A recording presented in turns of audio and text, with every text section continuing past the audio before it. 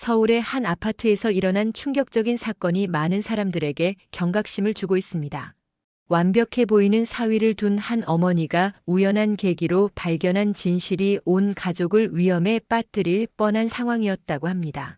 추석 성묘길에서 만난 한 할머니의 간절한 경고가 시작된 이 이야기는 단순한 가족 갈등을 넘어서 우리 사회에 만연한 결혼 사기의 심각성과 피해자들의 연대가 만들어낸 정의 실현의 감동적인 메시지를 담고 있습니다. 과연 무슨 일이 있었던 걸까요? 지금부터 여러분께 그 특별한 이야기를 전해드리겠습니다. 여기서 잠깐 더 많은 이야기와 재미있는 콘텐츠를 놓치지 않으시려면 지금 바로 구독과 알림 설정을 해주세요. 여러분의 관심이 저희 채널에게 큰 힘이 됩니다. 조명숙 여사는 오늘도 아침 일찍 일어나 딸 연경의 안부를 확인하는 전화를 걸었습니다. 60대 초반의 명숙 여사는 남편을 일찍 여의고 홀로 딸을 키워낸 강인한 여성이었죠. 이제 딸이 좋은 사람 만나 결혼해서 행복하게 사는 모습을 보니 그간의 고생이 다 보상받는 기분이었어요. 연경아, 어제 진우가 또 뭐 사다 줬다며? 정말 착한 사위를 두었네. 전화 너머로 들리는 딸의 행복한 목소리가 명숙 여사의 마음을 따뜻하게 만들었습니다. 결혼한 지 1년이 넘었지만 여전히 신혼처럼 다정한 부부의 모습이 참 보기 좋았거든요.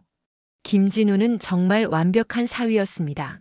30대 중반의 나이에 안정적인 직장을 다니고 있었고 무엇보다 장모인 명숙 여사를 친어머니처럼 모셨어요.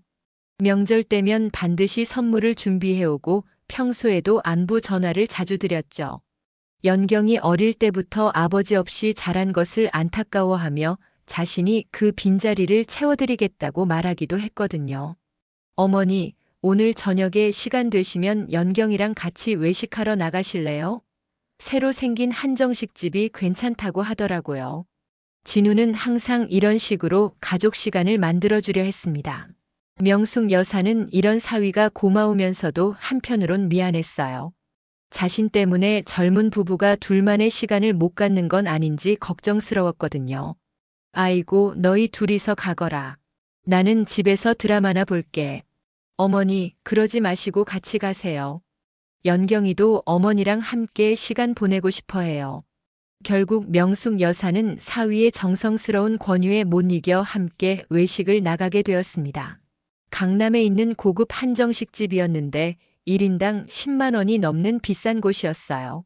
명숙 여사는 괜히 부담스러워했지만 진우는 가족끼리 뭘 그러세요라며 자연스럽게 계산을 마쳤죠. 식사 중에 진우는 명숙 여사의 건강을 세심하게 챙겼습니다. 짜지 않은 음식을 골라주고 물도 자주 따라드렸어요. 연경이가 화장실에 간 사이에는 어머니 혈압약 잘 챙겨 드시고 계시죠? 제가 좋은 병원 알아봐 드릴까요? 라며 진심 어린 관심을 보였습니다. 진우야, 내가 이렇게 챙겨주니까 정말 고맙다. 연경이가 좋은 사람 만났어. 어머니, 저야말로 연경이를 만나서 행복합니다. 그리고 어머니 같은 분을 만나 뵙게 되어서 더욱 감사하죠. 진우의 말솜씨는 정말 훌륭했습니다. 적당히 겸손하면서도 진심이 느껴졌어요. 명숙 여사는 이런 사위가 있다는 게 얼마나 든든한지 몰랐습니다. 그런데 이상한 건 진우에 대해 구체적으로 아는 게 별로 없다는 점이었어요. 직장은 중소기업 격리부서에서 일한다고 했고 부모님은 지방에 계신다고만 했죠. 가끔 명숙 여사가 진우의 가족이나 과거 이야기를 물어보면 별거 없어요 하며 자연스럽게 화제를 돌렸습니다. 하지만 그런 것쯤은 별로 중요하지 않았어요. 지금 연경이를 잘 대해주고 명숙 여사까지 챙겨주는 마음이 진짜였으니까요. 몇 주 후 연경이에게서 놀라운 소식이 전해졌습니다. 엄마, 진우가 새 아파트로 이사하자고 해요. 강남 쪽 30평대 아파트인데 전세로 계약한대요. 어머, 그런 큰 아파트를? 전세금이 얼마나 들 텐데. 4억 원 정도래요. 진우가 대출받아서 마련했다니까요. 엄마도 가끔 놀러 오시라고 하더라고요. 명숙 여사는 깜짝 놀랐습니다.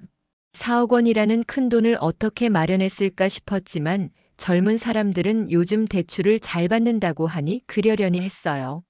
무엇보다 딸이 좋은 환경에서 살게 된다는 게 기뻤습니다. 새 아파트는 정말 근사했습니다. 고층 아파트 20층에 위치해 있어서 전망도 좋았고 인테리어도 깔끔하게 되어 있었어요. 진우는 명숙 여사를 위해 게스트룸까지 마련해뒀다며 언제든 놀러와서 머물라고 했습니다. 어머니 방은 여기예요. 침대도 새로 샀고 화장대도 어머니 취향에 맞게 골랐어요. 아이고, 이런 걸 언제 다 준비했니? 정말 고생 많았겠다. 진우의 세심함에 명숙 여사는 또 한 번 감동했습니다. 연경이도 남편의 이런 모습에 행복해했어요. 새 아파트에서의 첫 식사 자리에서 진우는 또 다른 깜짝 제안을 했습니다. 어머니, 제가 요리 좀 배워볼까 해요. 연경이 직장 다니느라 힘들 텐데 제가 집안일 좀 도와주고 싶거든요. 진우야, 남자가 요리까지 하면 연경이가 너무 편할 것 같은데? 괜찮아요. 요즘 남자들은 다 그렇게 해요. 부부가 함께 분담해야죠. 이런 대화를 듣고 있던 명숙 여사는 정말 좋은 사위를 둔 게 맞다는 확신이 들었습니다. 요즘 젊은 남자들 중에 이렇게 가정적이고 배려심 많은 사람이 얼마나 될까 싶었거든요. 며칠 후 진우는 명숙 여사에게 뜻밖의 선물을 가져왔습니다. 고급 한복 한 벌이었어요. 어머니, 다음 주가 연경이 생일인데 가족 사진 찍으려고 해요. 어머니도 한복 입고 함께 찍으면 좋을 것 같아서요. 아이고, 이런 비싼 걸 언제. 어머니가 입으시면 정말 예쁠 것 같아요. 연경이도 엄마랑 한복 입고 사진 찍고 싶어 했거든요. 한복은 정말 고급스러웠습니다. 100만 원은 좋게 넘어 보이는 비단 한복이었어요. 명숙 여사는 이런 선물을 받는 게 부담스러우면서도 사위의 마음이 고마웠습니다. 가족 사진 촬영 당일 세 사람은 정말 행복해 보였습니다. 진우는 명숙 여사와 연경이 사이에 서서 두 사람을 다정하게 감쌌어요. 사진작가도 정말 화목한 가족이시네요 라며 감탄했을 정도였죠. 어머니, 이 사진들 액자에 넣어서 거실에 걸어두면 어떨까요? 그래도 되겠니? 너무 크게 뽑으면 부담스럽지 않을까? 괜찮아요. 가족 사진은 크게 걸어야 의미가 있죠. 진우는 정말 가족을 소중히 여기는 사람이었습니다. 명숙 여사는 이런 사위가 있어서 얼마나 든든한지 몰랐어요. 혼자 딸 키우며 걱정이 많았는데 이제는 그런 걱정들이 다 사라진 것 같았습니다. 그런데 이 모든 행복이 완전히 뒤바뀔 사건이 곧 일어날 줄은 아무도 몰랐죠. 완벽해 보이는 사위 뒤에 숨겨진 진실이 서서히 드러나기 시작할 것이었습니다. 추석이 다가오면서 명숙 여사는 남편의 성묘 준비에 분주했습니다.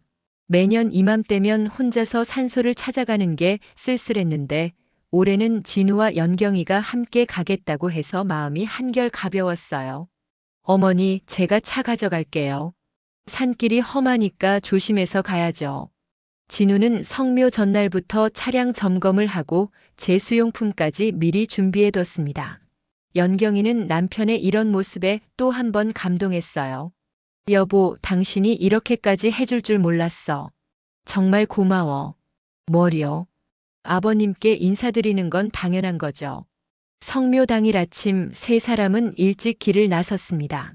경기도 외곽에 있는 산소까지는 차로 2시간 정도 걸렸어요. 진우는 운전하면서도 계속 명숙 여사를 챙겼습니다. 어머니, 멀미는 안 하세요? 창문 좀 열어드릴까요? 괜찮다, 괜찮아. 내가 운전 조심해라. 산소에 도착해서 벌초와 제사를 지내는 동안 진우는 정말 친아들처럼 행동했습니다. 무거운 제수용품을 나르고 벌초할 때도 솔선수범했어요. 제사를 지낼 때는 정중하게 절까지 올렸죠. 아버님, 연경이 잘 돌보겠습니다. 어머님도 제가 모시겠으니 걱정 마세요. 진우의 진심 어린 인사말에 명숙 여사는 눈물이 핑 돌았습니다. 남편이 살아계셨다면 이런 사위를 얼마나 좋아했을까 싶었거든요. 제사를 마치고 내려오는 길에 이상한 일이 일어났습니다. 산 중턱쯤에서 70대로 보이는 할머니 한 분이 혼자 길가에 서 있는 거예요. 옷차림도 남루하고 표정도 어딘가 불안해 보였습니다. 어머니, 저분 괜찮으실까요? 길을 잃으신 것 같은데. 연경이가 걱정스럽게 말하자 진우가 차를 세웠습니다. 할머니, 어디 가세요? 길을 잃으셨어요? 그런데 그 할머니는 진우를 보더니 갑자기 표정이 굳어졌습니다. 마치 아는 사람을 본 것처럼 놀라는 기색이었어요. 당신은 할머니가 떨리는 목소리로 무언가 말하려 하자 진우는 서둘러 차 문을 닫았습니다. 할머니가 좀 이상하신 것 같네요. 그냥 가시죠. 하지만 그 할머니는 차 쪽으로 다가와서 계속 뭔가 말하려 했어요. 명숙 여사는 차창을 내리고 할머니의 말을 들어보려 했습니다. 할머니, 무슨 일이세요? 그때 할머니가 명숙 여사에게 작은 종이를 몰래 건넸습니다. 신문 기사를 찢어놓은 것 같았는데 떨려서 글씨가 잘 읽히지 않았어요. 이걸 보세요. 조심하셔야 해요. 할머니의 목소리는 간절했지만 무슨 말인지 명확하지 않았습니다. 진우는 점점 초조해하며 빨리 가자고 재촉했어요. 어머니, 할머니가 정신이 좀 이상하신 것 같아요. 우리 그냥 가요. 결국 세 사람은 그 자리를 떠났지만 명숙 여사는 계속 그 할머니가 건넨 쪽지가 신경 쓰였습니다. 집에 돌아와서 자세히 살펴보니 이런 내용이었어요. 그 사람을 조심하세요. 결혼 사기. 김정재라는 이름을 기억하세요. 명숙 여사는 이 쪽지를 보고 깜짝 놀랐습니다. 김정재? 이게 무슨 뜻일까요? 그리고 왜 진우를 조심하라는 걸까요? 처음에는 할머니가 정신이 혼란스러워서 하신 말씀이려니 했습니다. 하지만 며칠이 지나도 그 일이 자꾸 마음에 걸렸어요. 특히 진우가 그 할머니를 보고 보인 반응이 이상했거든요. 마치 모르는 사람이 아닌 것처럼. 그 주말 명숙 여사는 연경이네 집에 놀러 갔습니다. 진우는 회사 일이 있다며 외출한 상황이었어요. 연경이와 단둘이 있을 때 명숙 여사는 조심스럽게 물어봤습니다. 연경아, 진우 본명이 뭐라고 했지? 김진우요. 왜요, 엄마? 아니, 그냥. 혹시 다른 이름으로 불린 적은 없어? 연경이는 어리둥절한 표정을 지었습니다. 무슨 말씀이세요? 진우는 진우인데요. 왜 갑자기 그런 걸 물어보세요? 명숙 여사는 그 할머니 이야기를 할까 망설였지만 결국 하지 않기로 했어요. 괜히 딸을 불안하게 만들고 싶지 않았거든요. 그런데 며칠 후 더 이상한 일이 일어났습니다. 진우가 명숙 여사에게 갑자기 많은 돈을 빌려달라고 한 거예요. 어머니, 죄송한데 급한 일이 생겨서 2천만 원 정도 빌려주실 수 있을까요? 2천만 원? 무슨 일인데 그렇게 큰 돈이? 회사에서 긴급하게 처리해야 할 일이 있어서요. 곧 돌려드릴게요. 명숙 여사는 당황했습니다. 2천만 원은 결코 작은 돈이 아니었거든요. 자신의 노후 자금이기도 했고요. 진우야, 그런 큰 돈을 은행에서 대출받는 게 어떨까? 시간이 없어서요. 내일까지 준비해야 하거든요. 정말 급해요. 진우의 표정이 평소와 달리 초조해 보였습니다. 뭔가 다급한 상황인 것 같았지만 구체적인 설명은 하지 않았어요. 명숙 여사는 고민에 빠졌습니다. 사위를 도와주고 싶은 마음은 있었지만 그렇게 큰 돈을 갑자기 빌려달라는 게 이상했거든요. 게다가 그 할머니의 경고가 계속 머릿속에 맴돌았어요. 진우야, 미안한데 그런 큰 돈은 함부로 빌려드릴 수가 없겠다. 연경이랑 상의해봐라. 진우의 표정이 순간 일그러졌습니다. 하지만 금세 원래의 미소를 되찾았어요. 아, 그러시죠. 제가 너무 성급했네요. 다른 방법을 찾아보겠습니다. 하지만 그 이후로 진우의 태도가 미묘하게 달라졌습니다. 예전처럼 자주 안부 전화를 하지 않았고 만날 때도 어딘가 어색한 기운이 있었어요. 명숙 여사는 점점 불안해졌습니다. 그래서 혼자서 그 할머니가 말한 김정재이라는 이름을 인터넷에서 검색해 봤어요.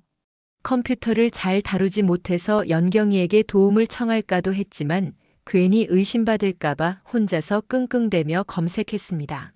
그런데 검색 결과에서 놀라운 기사를 발견했어요. 3년 전 뉴스 기사였는데 결혼 사기로 수십억 원을 가로챈 용의자 김정재가 도주했다는 내용이었습니다.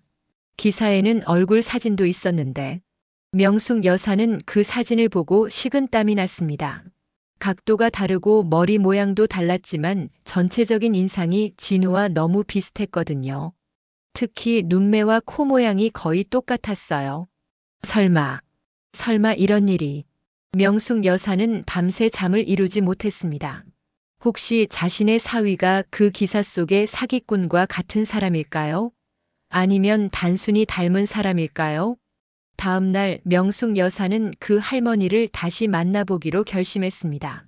성묘길에서 만난 할머니가 정확히 무슨 말을 하려 했던 건지 알아봐야겠다고 생각했거든요. 하지만 그 할머니를 어떻게 찾을지가 문제였어요. 결국 명숙 여사는 성묘길로 다시 가보기로 했습니다. 혹시 그 할머니가 그 근처에 사시는 분일지도 모르니까요. 연경이에게는 아버지 산소에 혼자 다녀오겠다고 했어요. 산에 올라가서 이리저리 찾아보니 정말 그 할머니를 다시 만날 수 있었습니다. 할머니는 작은 무덤 앞에서 혼자 절을 하고 계셨어요. 할머니, 저 기억하세요? 지난번에 쪽지 주신. 할머니는 명숙 여사를 보더니 반가워했습니다. 아, 그때 그분이시군요. 혹시 제 쪽지 확인하셨어요? 네, 그래서 다시 찾아뵀어요. 정확히 무슨 말씀을 하시려던 건지. 할머니는 주변을 두리번거리더니 명숙 여사를 조용한 곳으로 데려갔습니다. 그리고는 눈물을 글썽이며 이야기를 시작했어요. 제 딸이 그 사람 때문에 죽었어요. 할머니의 이야기는 충격적이었습니다. 아들이 김정재라는 사람에게 속아서 전 재산을 잃고 결국 스스로 목숨을 끊었다는 내용이었어요. 그 사기꾼은 여러 명의 여성들에게 접근해서 결혼을 약속하고 돈을 가로챘다고 했습니다. 그 사람이 제 딸한테도 그랬어요. 결혼하자고 하면서 사업 자금이 필요하다고. 우리 딸이 대출까지 받아서 3억 원을 줬는데 하루아침에 사라졌어요. 명숙 여사는 온몸이 떨렸습니다. 그 할머니가 말하는 사기꾼의 수법이 진우의 행동과 너무 비슷했거든요. 할머니, 혹시 그 사람 사진 있으세요? 할머니는 낡은 지갑에서 신문 기사를 꺼냈습니다. 바로 명숙 여사가 인터넷에서 본 그 기사였어요. 이 사람이에요. 김정재. 절대 잊을 수 없어요. 명숙 여사는 그 사진을 다시 자세히 살펴봤습니다. 역시 진우와 너무 닮았어요. 하지만 확신할 수는 없었습니다. 혹시 다른 사람일 수도 있으니까요. 할머니와 헤어진 후 명숙 여사는 심각한 고민에 빠졌습니다. 이 일을 연경이에게 말해야 할까요? 아니면 좀 더 확인해 본 후에 말할까요? 만약 자신의 추측이 틀렸다면 진우에게 너무 미안한 일이 될 거예요. 그런데 며칠 후 진우가 또 다른 이상한 행동을 했습니다. 갑자기 연경이에게 보험을 들자고 제안한 거예요. 그것도 보험금이 5억 원이나 되는 큰 보험을. 이때부터 명숙 여사의 의심은 확신으로 바뀌기 시작했습니다. 진우가 연경이에게 보험 가입을 제안한 이야기를 들은 명숙 여사는 더 이상 가만히 있을 수 없었습니다. 5억 원짜리 보험이라니 이건 분명히 뭔가 수상한 일이었어요. 연경아, 갑자기 보험을 들자고. 그것도 그렇게 큰 보험을? 네, 진우가 그러는데 요즘 사고가 많으니까 대비해야 한다고 해요. 서로 수익자로 해서 들자고 하더라고요. 명숙 여사는 소름이 돋았습니다. 그 할머니 이야기와 인터넷 기사, 그리고 지금 이 보험 이야기까지 모든 게 하나로 연결되는 것 같았거든요. 연경아, 엄마가 보기엔 그런 큰 보험은 좀 이상한 것 같은데. 일단 좀 더 생각해보고 결정해라. 왜요? 보험 들어두면 나쁠 게 없잖아요. 연경이는 여전히 남편을 의심하지 않았습니다.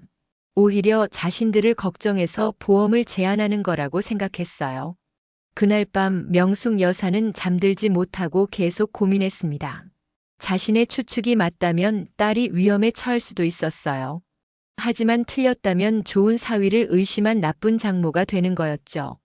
결국 명숙 여사는 직접 진실을 확인해 보기로 결심했습니다. 컴퓨터를 더 자세히 활용해서 김정재에 대한 정보를 찾아보기로 한 거예요. 근처 도서관에 가서 젊은 직원에게 도움을 청했습니다. 실례하지만 인터넷 검색 좀 도와주실 수 있나요? 어떤 사람에 대해 알아보고 싶어서요. 도서관 직원은 친절하게 도와줬습니다. 김정재라는 이름으로 검색하니 생각보다 많은 정보가 나왔어요. 가장 충격적인 건 피해자들의 증언이었습니다. 인터넷 카페나 블로그에 올라온 글들을 보니 김정재민의 사기 수법이 거의 똑같았어요. 먼저 착하고 성실한 남자로 접근하고 가족들에게도 잘 보이려고 노력했대요. 그러다가 결혼 후에 사업 자금이나 급한 돈이 필요하다며 큰 돈을 요구했다고 했습니다. 완전히 진우랑 똑같잖아.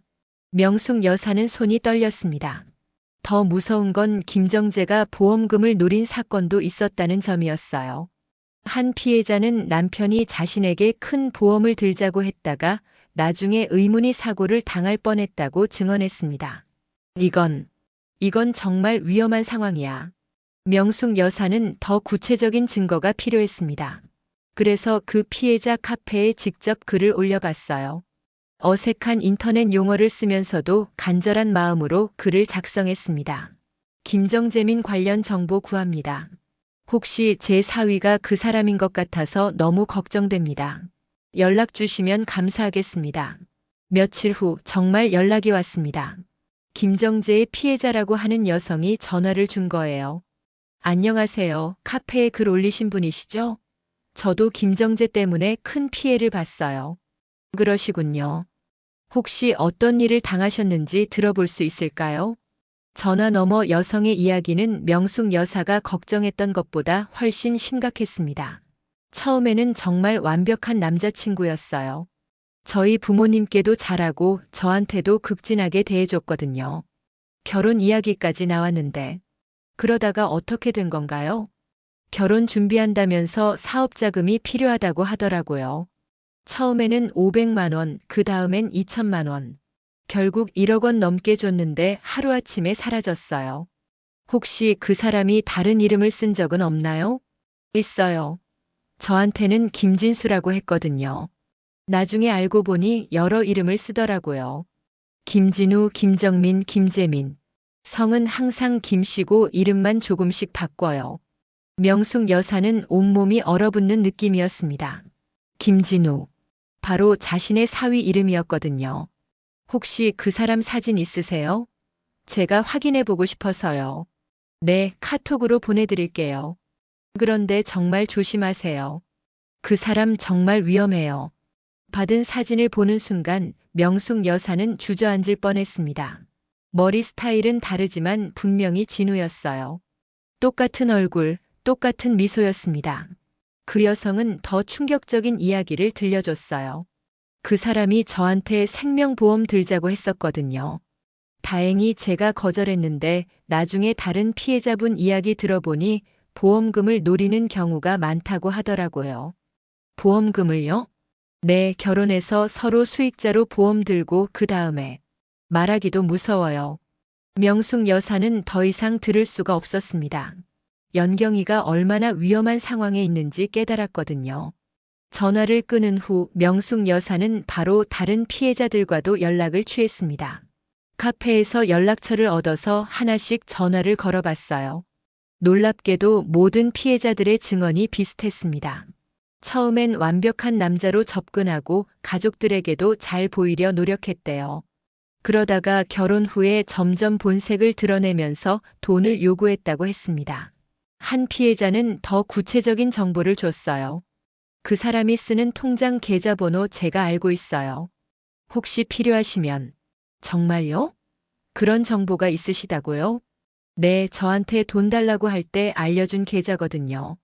나중에 경찰서에 신고할 때 쓰려고 메모해뒀어요. 명숙 여사는 그 계좌번호를 받아 적었습니다. 혹시 진우가 연경이에게 알려준 계좌와 같은지 확인해 보려고요. 다음 날 명숙 여사는 연경이에게 자연스럽게 물어봤습니다. 연경아, 진우가 혹시 너한테 자기 통장 계좌번호 알려준 적 있니? 네, 있어요. 생활비 보낼 때 써요. 왜요? 아니, 그냥. 혹시 알려줄 수 있어? 연경이가 알려준 계좌번호는 피해자가 준 번호와 정확히 일치했습니다. 이제 더 이상 의심할 여지가 없었어요.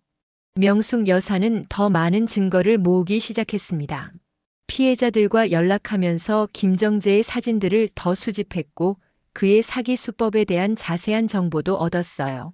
가장 중요한 건 그가 현재도 수배 중이라는 사실이었습니다. 경찰에서 찾고 있지만 계속 이름과 신분을 바꿔가며 도피하고 있다고 했어요. 그런데 어떻게 그 사람이 신분증을 만들 수 있는 거예요? 한 피해자가 설명해 줬습니다. 위조 신분증이에요. 요즘은 기술이 좋아서 진짜 같은 가짜 신분증을 만들 수 있다고 하더라고요.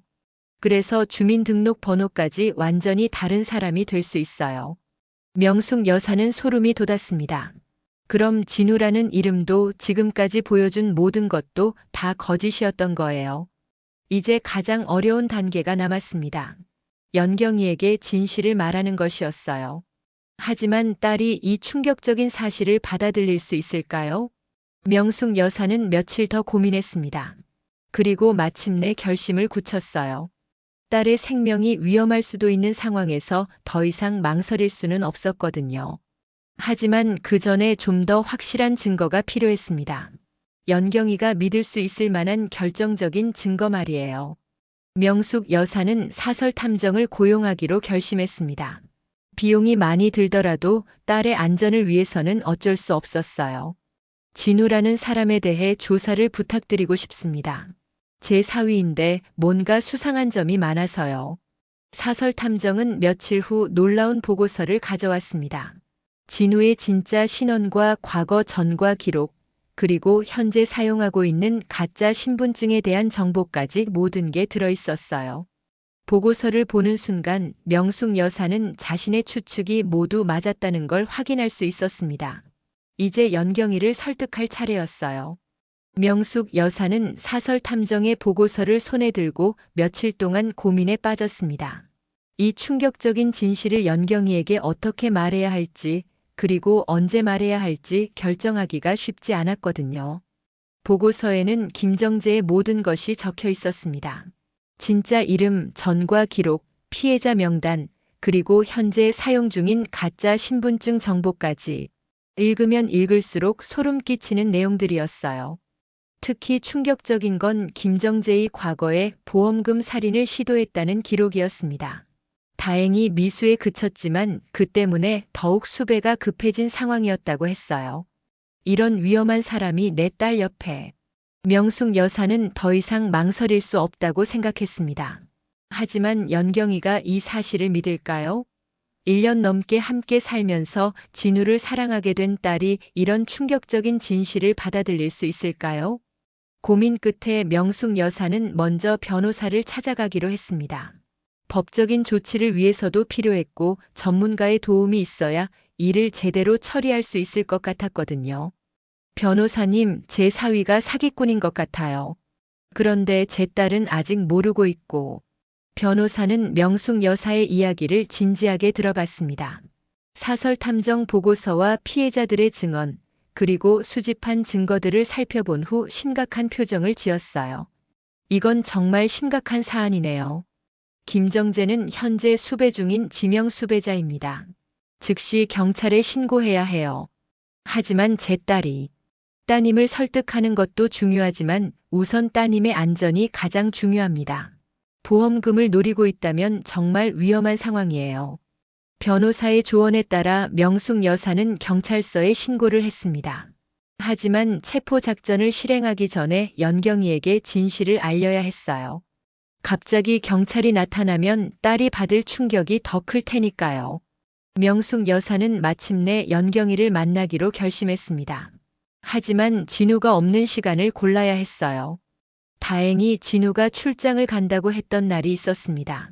연경아, 엄마가 할 말이 있어서 그러는데. 시간 좀 낼 수 있니? 무슨 일이에요? 목소리가 이상한데. 연경이는 어머니의 심각한 표정을 보고 뭔가 큰일이 있다는 걸 직감했습니다. 명숙 여사는 준비해온 모든 자료를 연경이 앞에 펼쳐놓았어요. 사설 탐정 보고서, 피해자들의 증언, 김정재의 사진들, 그리고 신문 기사까지.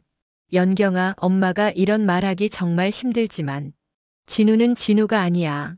엄마, 무슨 소리세요? 연경이는 어리둥절한 표정으로 자료들을 살펴봤습니다.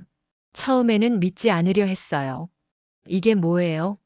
진우랑 닮은 사람 사진인가요? 아니야, 연경아. 이게 다 진우야. 진짜 이름은 김정재이고 수많은 여자들을 속여서 돈을 가로챈 사기꾼이야. 명숙 여사는 눈물을 글썽이며 하나하나 설명했습니다. 추석 때 만난 할머니 이야기부터 시작해서 인터넷 검색, 피해자들과의 통화, 사설 탐정 조사까지. 연경이는 점점 얼굴이 하얘졌습니다. 하지만 여전히 믿고 싶지 않아 했어요. 말도 안 돼요. 진우가 그런 사람일 리 없어요. 엄마가 뭔가 착각하시는 거예요. 연경아, 봐.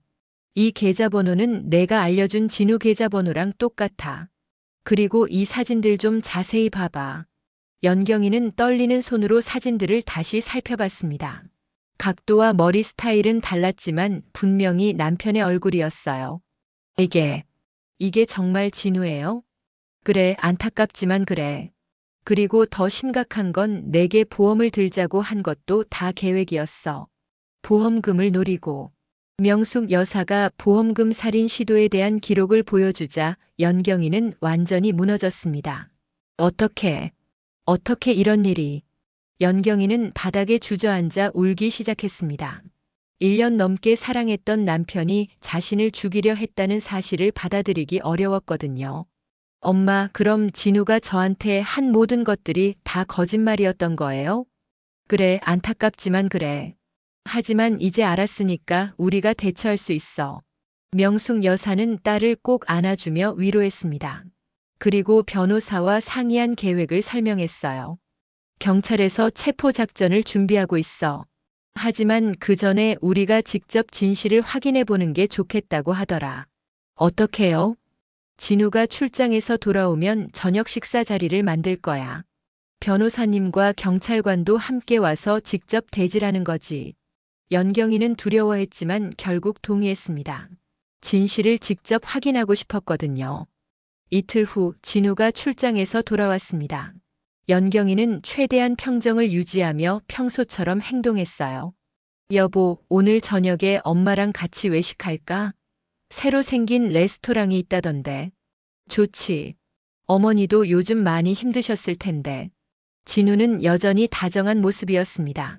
하지만 이제 연경이 눈에는 그 모든 게 가식으로 보였어요. 저녁 식사 자리에는 명숙 여사와 연경이 그리고 진우가 앉았습니다. 그런데 식사 중간에 변호사와 형사 2명이 나타났어요. 안녕하세요, 김정재 씨. 변호사가 진우를 부르는 순간 진우의 표정이 완전히 굳어졌습니다. 저를 잘못 아신 것 같은데요. 저는 김진우입니다. 아니요, 김정재 씨 맞습니다. 현재 사기죄와 보험금 살인 미수로 수배 중이시죠. 형사가 수갑을 꺼내자 진우는 갑자기 일어나려 했습니다. 하지만 이미 출입구에는 다른 경찰관들이 대기하고 있었어요. 김정재 사기죄와 보험금 살인 미수 혐의로 체포합니다. 진우. 아니, 김정재는 이제 모든 걸 포기한 듯한 표정을 지었습니다. 어떻게 알아냈죠? 명숙 여사가 차분하게 대답했습니다. 추석 때 만난 할머니 기억하니? 그분이 딸을 내 때문에 잃으셨어. 그래서 나한테 경고해 주신 거야. 김정재는 그제서야 모든 걸 깨달았습니다. 자신이 얼마나 많은 사람들에게 상처를 줬는지, 그리고 그 상처받은 사람들이 어떻게 연결되어 자신을 잡아냈는지. 연경아, 미안해. 정말 미안해. 하지만 연경이는 더 이상 그의 말을 듣지 않았습니다. 당신이 누군지도 모르겠어요. 저한테 했던 모든 말들이 거짓말이었다면 미안하다는 말도 믿을 수 없어요. 김정재는 수갑을 찬 채로 경찰차에 실려갔습니다. 그 모습을 보며 연경이는 명숙 여사 품에서 울었어요. 엄마, 어떻게 제가 이런 사람한테 속았을까요? 괜찮아, 연경아. 이제 끝났어. 우리가 함께 이겨낸 거야. 몇 달 후 김정재는 법정에서 징역 15년을 선고받았습니다. 수십 명의 피해자들이 증언에 나섰고 그의 모든 죄상이 밝혀졌어요. 재판이 끝난 후 명숙 여사와 연경이는 그동안 도움을 받았던 피해자들과 만났습니다. 서로를 위로하고 격려하는 시간이었어요. 정말 고마웠어요. 어머님 덕분에 그 사람을 잡을 수 있었어요. 아니에요. 우리 모두가 함께 힘을 합쳤기 때문이에요. 명숙 여사는 이번 일을 통해 많은 걸 깨달았습니다. 혼자서는 할 수 없었던 일도 피해자들이 연대하면 가능하다는 것, 그리고 진실은 반드시 밝혀진다는 것을요. 연경이도 서서히 상처를 치유해 나갔습니다. 처음에는 모든 남자를 믿을 수 없다고 했지만 시간이 지나면서 다시 일상으로 돌아갔어요. 엄마, 이번 일로 깨달은 게 있어요. 뭔데? 사람을 너무 쉽게 믿으면 안 된다는 것도 있지만 정말 중요한 건 엄마처럼 나를 진심으로 걱정해주는 사람이 있다는 거예요. 명숙 여사는 딸의 말에 눈물이 났습니다. 힘들고 무서웠지만 결국 딸을 지켜낼 수 있어서 다행이었어요. 그리고 몇 년 후 연경이는 새로운 사람을 만났습니다. 이번에는 명숙 여사도 신중하게 살펴봤지만 정말 좋은 사람이었어요. 무엇보다 자신의 과거와 가족에 대해 숨기는 게 없었고 연경이의 아픈 과거도 이해해주는 사람이었습니다. 엄마, 이번에는 정말 괜찮은 것 같아요. 그래, 엄마도 그렇게 생각해. 하지만 그래도 조심하자. 명숙 여사와 연경이는 서로를 더욱 신뢰하게 되었습니다. 그리고 지금도 가끔 다른 사기 피해자들을 도와주는 일을 하고 있어요. 자신들의 경험이 다른 사람들에게 도움이 될 수 있다고 생각하거든요. 세상에는 김정재 같은 나쁜 사람들도 있지만 서로를 진심으로 걱정하고 도와주는 좋은 사람들이 더 많다는 걸 깨달았습니다. 그리고 그런 사람들이 함께하면 어떤 어려움도 이겨낼 수 있다는 것도요. 명숙 여사는 지금도 가끔 그 할머니를 생각합니다. 딸을 잃은 슬픔에도 불구하고 다른 사람을 구하려 했던 그 할머니의 용기가 모든 걸 시작하게 했거든요. 진실은 이렇게 연결되고 전해져서 결국 정의를 실현하게 만드는 것 같습니다.